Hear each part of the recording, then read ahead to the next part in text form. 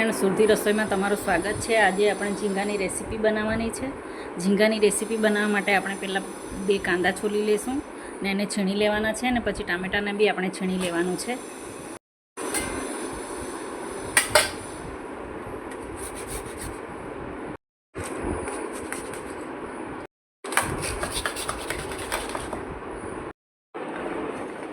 અને આપણે બધું વાટી કાઢવાનું છે।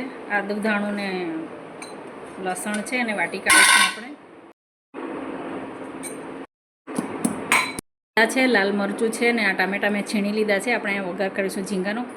આપણે ગરમ કરતું થઈ જાય એટલે છીણેલો કાંદો નાખવાનો છે। થઈ જાય ત્યાં સુધી એને હલાવવાનું છે। એટલે લાલ મરચું નાખવાનું છે। મસાલા એડ કરી દઈશું।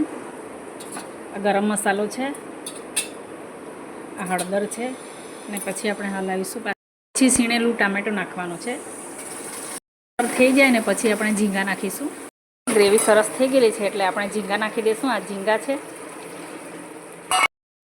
આ ઝીંગાને એમ થોડુંક હલાવી દેવાનું છે। બહુ ટેસ્ટી લાગે છે આવી રીતે બનાવશો તો।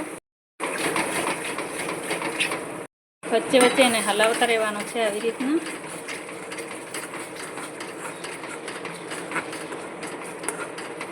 તૈયાર છે આપણી ઝીંગાની શાક। તમે સર્વ કરી શકો, ખાઈ શકો છો તમે।